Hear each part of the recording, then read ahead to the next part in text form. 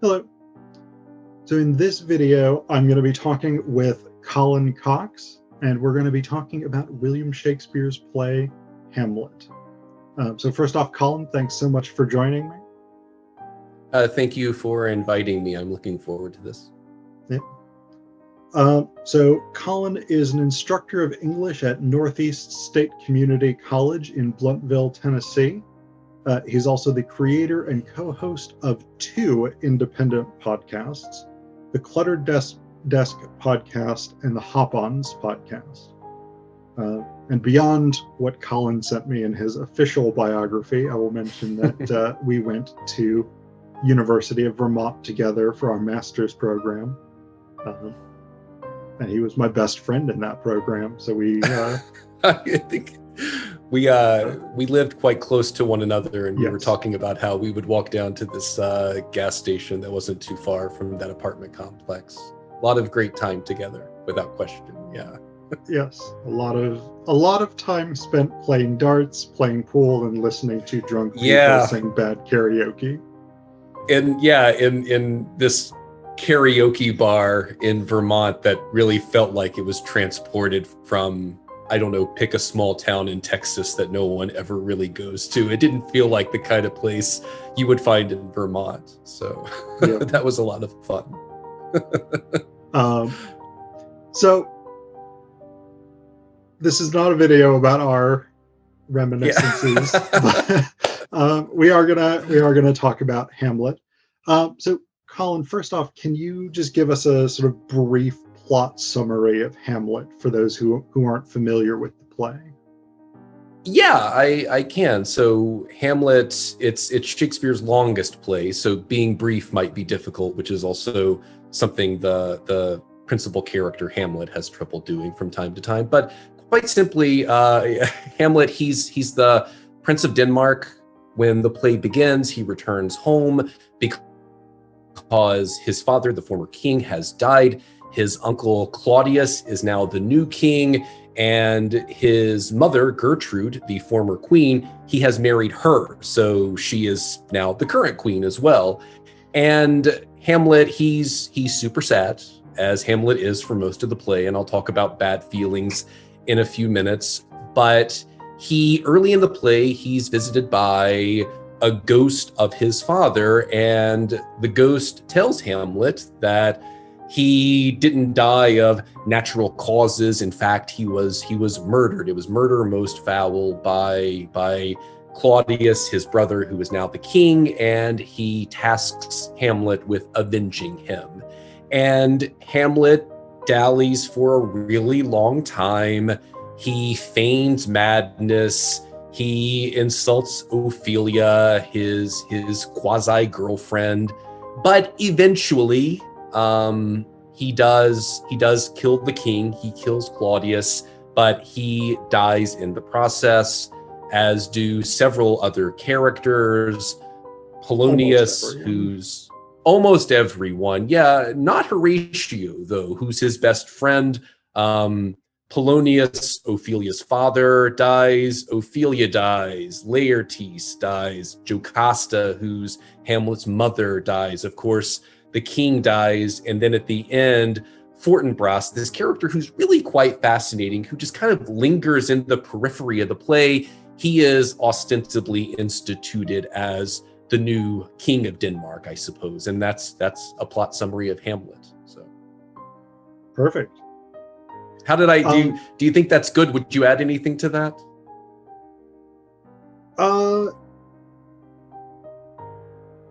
The only thing because we are going to talk more about Ophelia in a little bit, I might just add that she goes mad or appears to go mad. We may I want to talk about this because I'm not so convinced. And then appears to commit suicide. But appears to commit suicide. Yeah. Definitely. Yeah. So this, a lot of people, especially people who are sort of supporters of the traditional literary canon, English literary canon, Hamlet has been regarded as the best or maybe the most important work of English literature, certainly the most important English play. Can I get your reaction to that? Agree, disagree, Yeah, challenge that? well, I don't know, man. There's a couple of things I want to talk about. So let's just operate under the assumption that Hamlet is important and that it is good. Well, the first thing that I would want to think about is something a Canadian scholar named Michael Bristol wrote about called Big Time Shakespeare. I think it's important, if you want to think about why Hamlet matters, you first need to acknowledge that Shakespeare matters. And why does Shakespeare matter? Well, it's really hard to say why Shakespeare matters. He just does. And so Hamlet and Shakespeare, they seem to just function in this kind of circle or cycle where Hamlet matters because Shakespeare matters, and Shakespeare matters because Hamlet matters. And Bristol, I mentioned him a moment ago, he wrote two books in particular. At this point, they're a bit old. One was about Shakespeare and how Shakespeare is just an idea or a concept was so important and influential to the United States.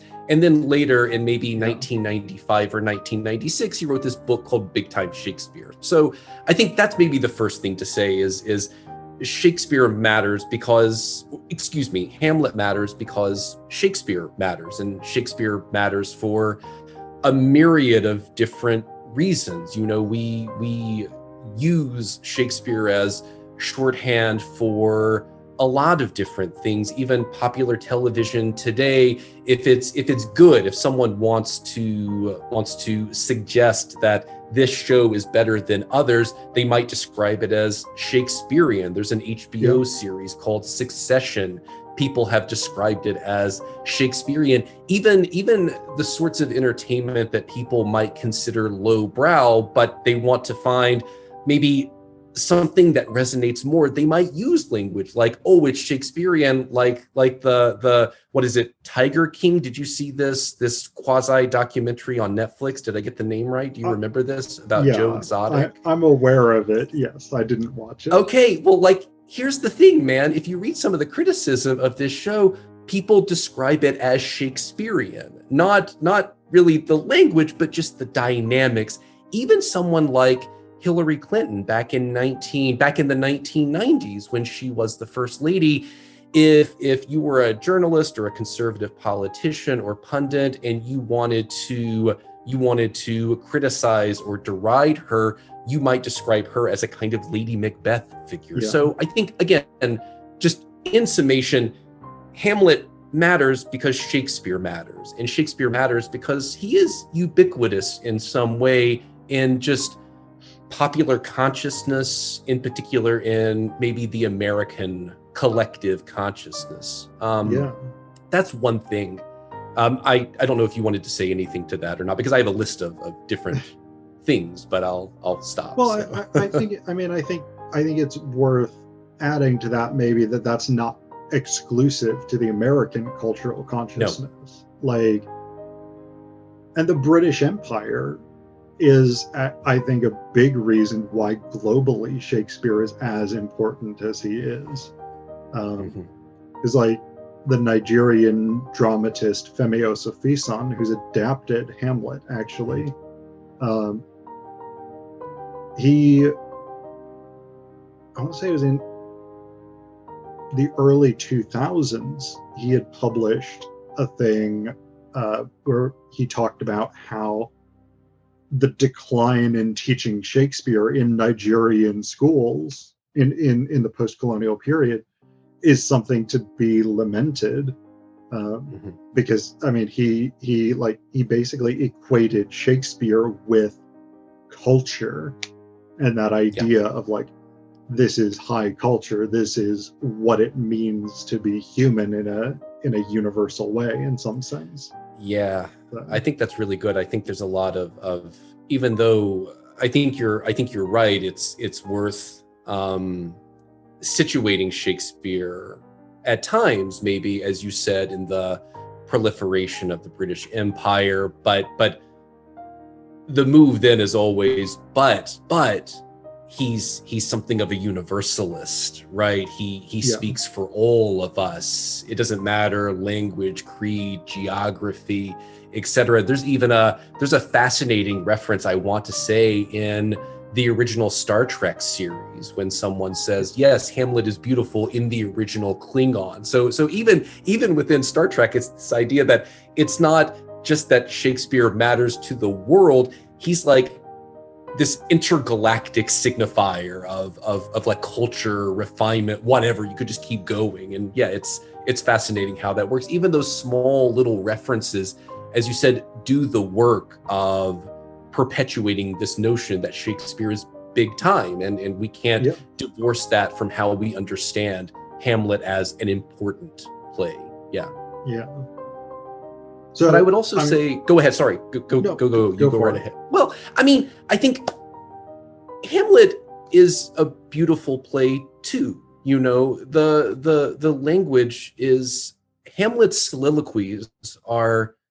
It's just some of the best, some of the most beautiful, dynamic, and even challenging soliloquies and speeches in the theater or theatrical canon. It's Hamlet can be really hard sometimes. Unlike maybe Macbeth, who I would argue, Macbeth, his soliloquies are not nearly as challenging. I think they're as rich and intellectually dense, but just on the page, they're not as hard. But Hamlet really asks a lot of you. And I think there's something to be gained. And I think this is part of what you were talking about before, this idea that Shakespeare is synonymous with culture or being cultured. I think part of how we think about that idea of being cultured is to think, well, it's not easy, right? You know, reality television is easy, but if something's cultured, it needs to be hard. It really needs to challenge you. And I think Hamlet actually does do that. So that's maybe another thing I would want to think about too. Okay. Yeah, I think that's absolutely right. And I think we'll come as we discuss the play itself. I think we'll come up with more ways in which it challenges us. Yeah. But I want to turn to the play itself now. Okay. Starting with the character of Hamlet. Mm-hmm. I think the most sort of traditional read of this character is that he is the character who thinks too much. Like he doesn't act because he's always thinking about it. I think I'm not going to be able to remember who said this, but I think someone described him as paralyzed by his intellect. Interesting. But now, again, I think that's the traditional line, and now I think there seem to be more and more scholars coming out and saying, actually, that's a bad read of this character. So what do you make of Hamlet and this question of intellect versus action in the play? Yeah, I think it's obvious that he's acting, but I think what all of these different people are thinking about is the delay and how notable the delay is. I didn't mention this before, but I wanted to. It's worth acknowledging that Hamlet's a revenge tragedy, and revenge tragedies are extremely popular even today. Again, if you think about just contemporary films, the Taken series, people love these movies. Those are revenge tragedies. Even John Wick, my God, if I'm thinking, if anyone kind of looks and acts at least superficially like Hamlet, it's Keanu Reeves as John Wick. However, the difference or the distinction is all of the obstacles in those revenge tragedies are external, you know? So the protagonists in those stories, they're not stopping themselves. Even someone like, if you wanted to think about just the Western comics canon, Batman is a revenge tragedy. I mean, his whole life is just one elongated revenge tragedy because of the death of his parents. And again, they all have these different obstacles, but the only reason why they might delay is because of an external obstacle. So for someone like Hamlet, it's some people, as you said, have characterized it as his intellect, but there's something inside of him. There's some internal conflict that causes him to pause. And one of the things, just returning to the play this time to have this conversation with you, I'm really interested in what this play does with bad feelings. Because, and listen, Shakespeare's not unique. Excuse me, Hamlet's not unique in this respect. A lot of Shakespeare's plays are about bad feelings. Yeah. I know a lot of the things that you study and that you have written about, in particular Greek tragedies, bad feelings are so significant to those plays and to those stories. But I just, there's something so different about how it works in Hamlet, because bad feelings, and one of the things that I thought we could talk about is how I think when imagining Hamlet as a play about bad feelings, it's also maybe a failure in some ways, because what I like most about the play is how disruptive those bad feelings are. And there's this elongation really through the first 4 acts of the play where Hamlet is unable to act in the way that his symbolic and I suppose literal father wants him to. But the bad feelings have this effect of really disrupting the world of this play in ways that I think are worth considering. So Mari Rudy, she wrote this wonderful book a couple of years ago about bad feelings called Penis Envy. And one of the points she makes in this book is how bad feelings and really focusing on bad feelings, maybe focus is the wrong word, but not trying to just resolve bad feelings and move on, can really challenge this happiness script that's so prevalent in this late capitalist society. And one of her interesting points is bad feelings. Obviously, capitalism has this way of benefiting from bad feelings, right? There's a whole industry that makes a lot of money for a few people by exploiting bad feelings. However, it is not acceptable to have bad feelings in excess, because that's not productive, because that's not efficient, right? Yeah. And one of the things she writes about in this book is how actually bad feelings can be one of those things that can be so disruptive to, for her, at least in this book, a capitalist system that wants to push all of us toward a kind of happiness script that's really just masking this drive toward efficiency. And how I'm connecting that to Hamlet is, Hamlet says early in the play that Denmark's a prison, right? Denmark is a bad place. Something needs to happen to Denmark. That state needs to be reformed. It needs to change. And I think bad feelings are how we get there, because bad feelings are so disruptive to the state. And that's when you think about Claudius, for example, and what he ultimately wants to do for most of the play, whether it's trying to convince Hamlet at the beginning that his feelings of grief are excessive, or what he does later in the play by shipping him off to England. The idea is we need to get rid of Hamlet because his bad feelings are causing a problem. It's preventing the efficient running of this state. So what I like about The Delay is that it really throws this state into a kind of chaos. But unlike, for example, a story like Bartleby the Scrivener, which Melville wrote in the mid-19th century, it's like Hamlet doesn't quite go far enough with his bad feelings. I would almost want Hamlet to go as far as Bartleby goes, but I don't know if he does necessarily. And I've been talking a lot, but that jumbled mess is how I'm feeling about Hamlet's Delay at this point. I think that's really interesting. One of the questions I might pose about that, I see that line of reasoning, and I think that's sure, that's correct. One of the things I always sort of ask myself when reading Hamlet is Claudius correct? Like, because you talked about how Hamlet's bad feelings create this sort of chaos over the course of the play, and I absolutely agree with that. Is Hamlet responding to an actual bad situation? Like T.S. Eliot talked about the objective correlative in Hamlet. and this idea that his feelings don't correspond to anything that exists in the real world. Like, Yeah. and that there is some doubt about whether or not Claudius, or whether or not the ghost is correct, etc., etc. But like,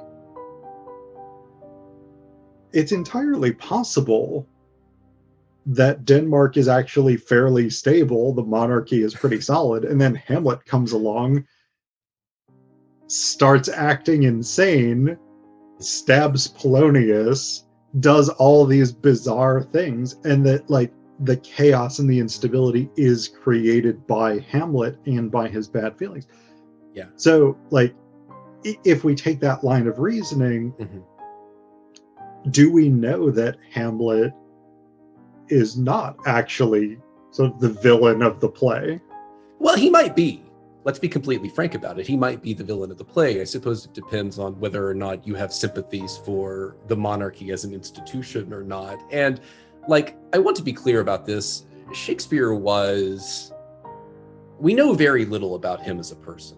We don't necessarily know what his politics were.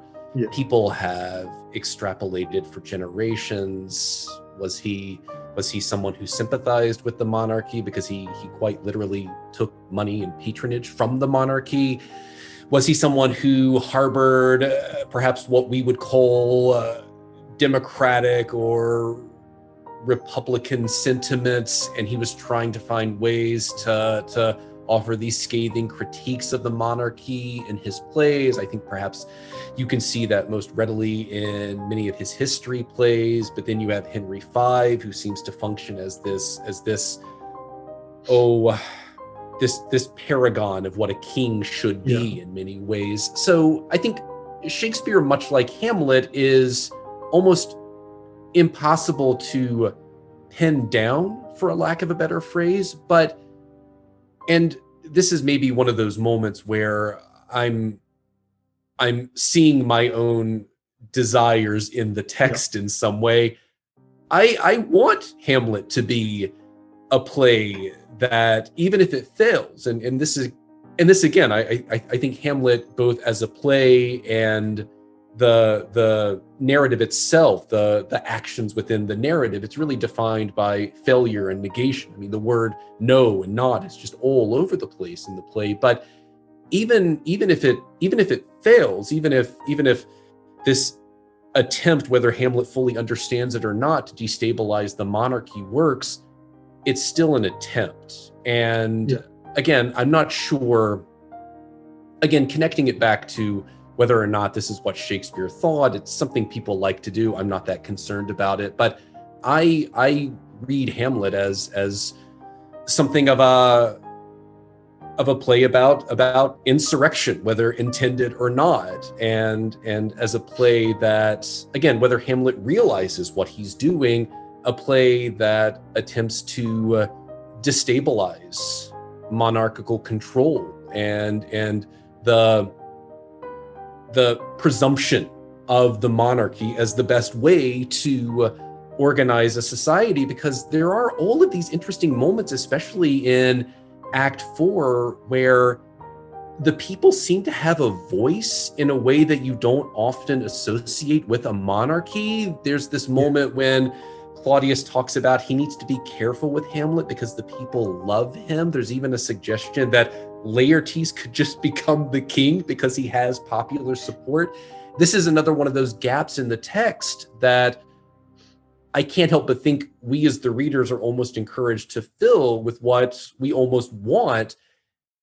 Denmark, it's clearly a monarchy, but it doesn't feel like a monarchy where the central monarchical figure has that kind of tyrannical power and control that we often associate with the monarchy. Yeah. Or maybe a better way of putting it is Claudius has a sort of authoritarian control because he has a surveillance state, but he doesn't have power in the sense that people are not necessarily loyal. They're not necessarily dedicated to doing what he wants. Yeah, and I guess at that point, if I don't know, you can tell me what you think about this. If the spirit for insurrection is as fervent as it is in Denmark, is it really a stable state at that point? If like everyone's just chomping at the bit for an insurrection, you know, like what does that say? And again, there's all of these really interesting references, like Fortinbras, they exist along the periphery of the play. This like Denmark feels like a military state in a lot of ways. Yeah. You know, the play starts with basically soldiers on guard because there's this fear, this threat that there might be an invading army or something. Yeah. So even like, I don't know, I think Denmark is far more unstable than at least it was ever taught to me. You know, the focus is always on Hamlet as an individual. Yeah. But I guess my point is this, I'm really interested in thinking about what Denmark as a state is, what focusing on Denmark as a state might encourage us to think, what sorts of questions it might invite us to consider. And then thinking about how Hamlet's Delay intersects with some of these questions about what Denmark as a state is and means, because I think they're obviously connected, but there's still a lot of gaps there, I guess. Yeah. I want us to turn our attention now to another character with some gaps, and that's Ophelia. Yeah. Because Ophelia is one of the most fascinating characters. So, as you said, she's sort of Hamlet's girlfriend. He sort of rejects her. He sort of still loves her. She sort of goes mad. She maybe kills herself, maybe doesn't. I don't know. Like, yeah. So how would you characterize Ophelia? I mean, is she a fool for loving Hamlet despite all his bullshit? Is she a strong woman who's ground down by patriarchy? Is she sort of compliant and sort of Renaissance ideal, or is she something else? So one of the reasons why Ophelia is so hard to understand is because, unlike Hamlet, she's not given an opportunity to deliver a soliloquy. And I'm not sure exactly how this video will operate or function, but for anyone who doesn't quite know, the soliloquy in a Shakespeare play, it's about as close as Shakespeare can get because of the mechanics of how plays work. It's as close as he can get to like a narrator in a novel speaking directly to the reader, with maybe one exception. Would you agree with that description? Yeah. Okay. With one exception that I can think of, you can always trust what someone tells you in a soliloquy. They're not, for a lack of a better phrase, bullshitting you, except Iago, because you can't trust anything the guy says, even in a soliloquy. But I think that creates a lot of trouble because we never know what Ophelia thinks. But I think what we can ask is, well, what do we know about Ophelia? And this is something Phil mentioned before, that we were students together at the University of Vermont. Andrew Barnaby teaches Shakespeare and Renaissance literature and a myriad of other topics at UVM. He said something in a class one time that I never considered, and I think you were in this class, when he was talking about that interaction between Hamlet and Ophelia in Act 3, Scene 1. And he said, why did she bring the letters? Because she wasn't told to. Like Polonius, Claudius, no one told her. She's just there. And then she just says, oh, hey, I have these letters. And I can't help but think that this is another moment where we could almost read Ophelia as a kind of radical character, because what's she ultimately trying to do? By creating more instability with Hamlet, it does the work of making Denmark a more unstable place, a place where, as you said, her role is one that's strictly prescribed by the patriarchy. Let's be completely frank, she is, for almost everyone in the play, nothing more than a commodity. And what I like about this is how she's almost making herself a bad commodity in the best kind of way. And that really seems to carry throughout the rest of the play, because Hamlet has this moment early in the play when he describes Polonius as a fishmonger. And you can imagine that he's punning on this phrase fleshmonger, which would ostensibly mean he's a pimp. And who's he pimping? Well, he's pimping his daughter, because Polonius is not royalty. However, if his daughter married a prince, he would become a member, ostensibly, of the royal class.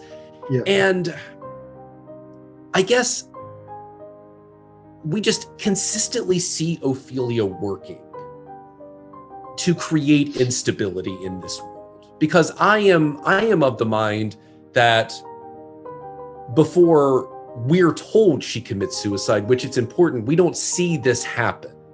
And if you're correct that Denmark under Claudius is in effect a surveillance state, I think we know what we should think of people who commit suicide in surveillance states. They didn't commit suicide. They were the state, the king, Claudius, had her killed. Because she's as... Jeffrey Epstein. Yeah, I mean, she's as disruptive as Hamlet. And there's, of course, all of this significance to the flowers that she gives, in particular to Claudius and Gertrude. And I was actually thinking of the trickster figure. And this is something that Henry Louis Gates Jr. writes about in The Signifying Monkey, because so much of what Ophelia says, I think we could easily read it as a kind of doublespeak. So the way I started thinking about Ophelia, is Ophelia a victim of the patriarchy? Yes, I think she is, in the same way that I think Hamlet's a victim of the patriarchy, in the same way that I think we're all victims of the patriarchy. That's not to say that some don't suffer more than others, because I think they obviously do. But I think within that, Ophelia's functioning as this kind of trickster figure who works to destabilize this state as much, if not more so, than Hamlet. And I can't help but think, again, because we don't see her die, we should be extremely skeptical of this idea that she commits suicide, because I think all that's really doing is reinforcing a lot of these patriarchal notions about the delicate female who just can't handle it. And if you think about, in particular in popular film, the way Ophelia's been cast, it's often been these like waifish white girls, who just seem to within our popular imagination signify a kind of delicacy, So I think that's fascinating. One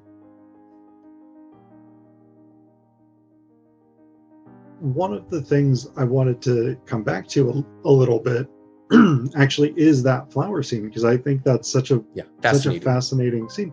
And it's so difficult, I think, for modern readers and modern viewers. Like, if you've got one of the editions of Shakespeare where it's got the footnotes that explain what all of the flowers signify, like you can muddle through it. Yeah. If you go from every line to the footnote. But like Elizabethans would have understood what these flowers signified. Jacobeans would have understood what these flowers signified. And I mean,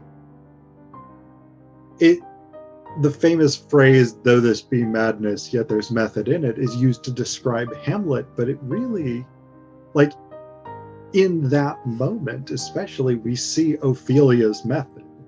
Yeah. Like, she is clearly communicating specific things to the people that she's giving these flowers to.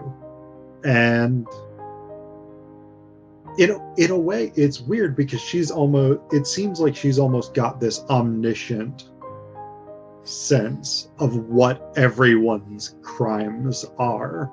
And she calls them out with flowers, which is kind of beautiful. Well, I think you're absolutely right, Phil. And I think because she's using, again, these signifiers of femininity, right? To offer these scathing critiques of Claudius in particular, I suppose. And I think imagining her as a kind of omniscient figure is incredibly fascinating, because I think what that means,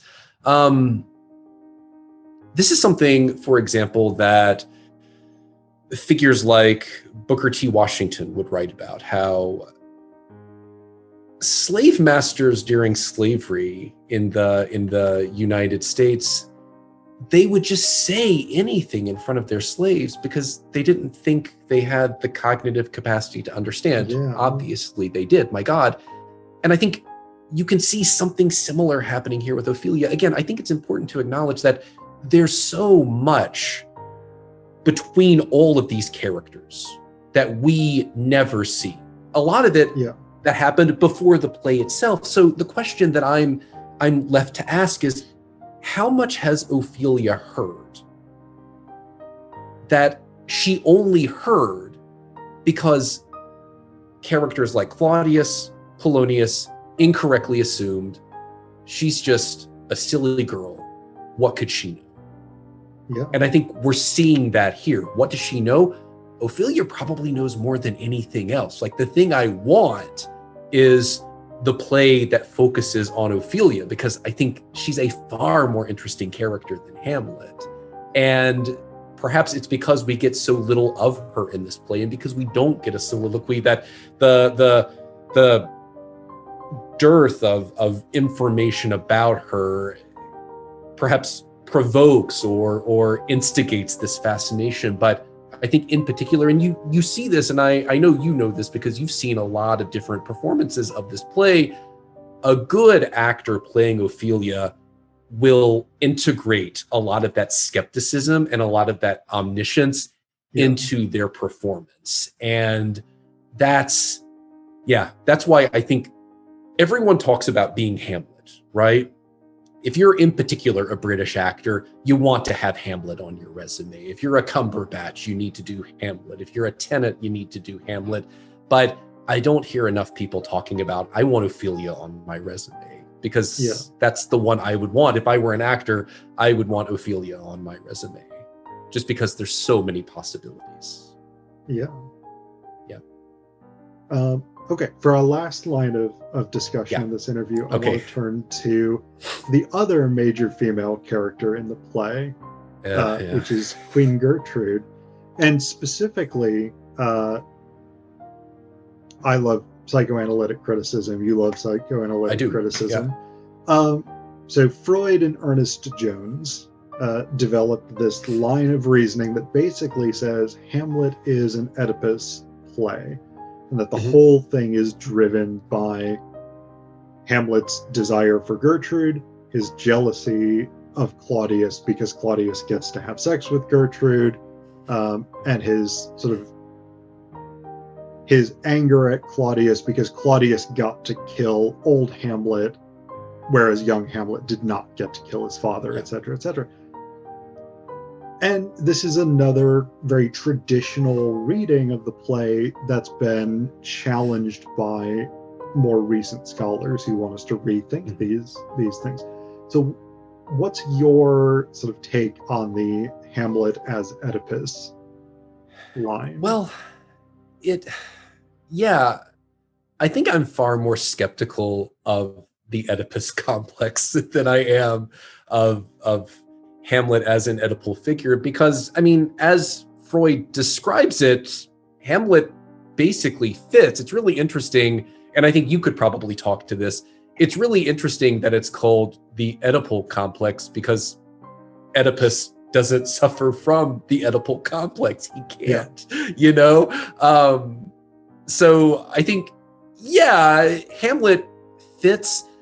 So Freud, he doesn't call it the Oedipal complex in 1899 when he writes The Interpretation of Dreams, but later in an essay in 1910, A Special Type of Choice of Object Made by Men, that's where I believe he first describes it as an Oedipus or Oedipal complex. But people that I know, that I like to read, who use psychoanalysis, they don't really talk about Oedipus that much. Even Freud, when he came to the United States, I believe, to speak at Clark University, I think. I don't remember the year this happened, but he came to basically introduce psychoanalysis to the United States.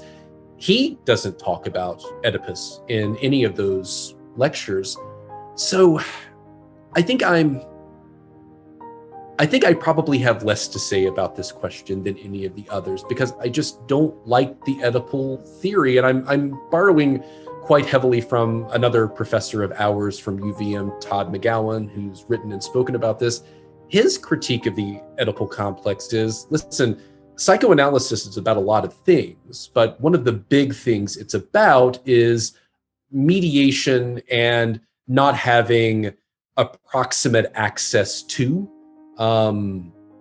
maybe the object of our desire, or the object caused desire. It's always, because it doesn't exist, it's always perpetually at a distance, and that's part of the point. But what the Oedipus complex does, it actually brings it into proximity. It's so his reading is, this is actually just bad psychoanalysis. This is Freud not really understanding the fundamental tenets of his theory. And I think for someone like McGowan, that's why we shouldn't really talk about it. We should just call it what it is, which is a mistake. It's just a mistake. Freud made a mistake. Again, he didn't even really call it the Oedipal complex in 1899.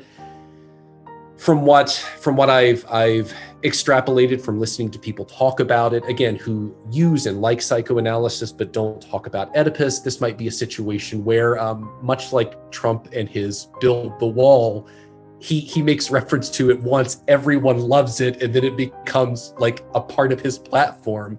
So I think, yeah, Hamlet definitely fits, but I don't like the theory. I don't like it as an element of psychoanalysis, and I think it's best just to call it what it is, which is a mistake. And it's interesting how, if you ask anyone anything about Freud, they'll probably just say, oh, he's that guy who thinks boys want to sleep with their moms. So I think that's another reason why we just need to jettison it and call it what it is, because it's used as a kind of bastardized shorthand of what psychoanalysis is, when if I think someone were to describe some of these other aspects of psychoanalysis, people would not only say, oh, yes, that makes sense. They would say, oh, yeah, I totally believe that as well. But all they really have is, oh, this idea that boys want to sleep with, their mothers and kill their fathers and whatever. I don't know. I'm not really engaging the question as you asked it, because I don't think I like the Oedipus complex. So. No, I think that skepticism is actually really useful when thinking about this question, because I think in some ways the idea of Hamlet as an Oedipal story, it's one of those things that bizarrely maybe tells us less about the play of Hamlet and more about how people have received it. Because I'm thinking particularly about the Franco Zeffirelli film version from 1990 with Mel Gibson. Like, nuts. Yeah. It is and I've seen performances of Hamlet where like they've really played up the Hamlet and Gertrude or whatever. If they just take their clothes off, they are actively having sex kind of angle. Like, oh wow. So really? So like I think people put it into productions because it's kind of a sexy angle. Yeah. But in some ways it also doesn't necessarily tell us that much about the play itself. Like, I think it is one of those canonical readings, again, that everybody sort of knows and accepts, but in some ways our sort of knowledge and acceptance of it leads us not to ask questions about whether or not it's true. So I think your skepticism is absolutely right. I mean, hearing you talk about it, I just thought of something. Tell me what you think about this, because I think it's unambiguously true that Hamlet is just an unapologetic misogynist. You know, he's so misogynistic throughout the play, and he's not alone. It was a time when weakness was associated with femininity, but I almost want to imagine people like to make a lot of this theory because it's almost preferable, it seems, because of the complexity, to want to sleep with your mother than it is just to say, well, maybe Hamlet's just a misogynist. Like, I think Tennant really gets this in his performance, because I think you and I were in a class where we watched the David Tennant Hamlet. Yes. And I think we all basically concluded, wow, I had never really considered just how much of a jerk Hamlet is, because that's not how he's canonically received, you know? Yeah. But he's the hero of the play. He's the hero. Yeah, absolutely.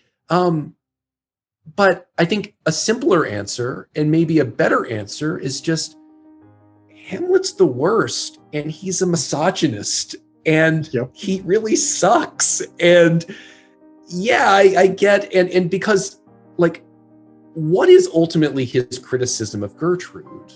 Well, he is fixated on the fact that she has sex, but he doesn't think it's appropriate for a woman of her age to have sex. Yeah. And that seems to be the real sticking point for him. And so I think the simple answer is the better answer, and it's consistent with his character. Hamlet's just a jerk and a misogynist and deeply unlikable.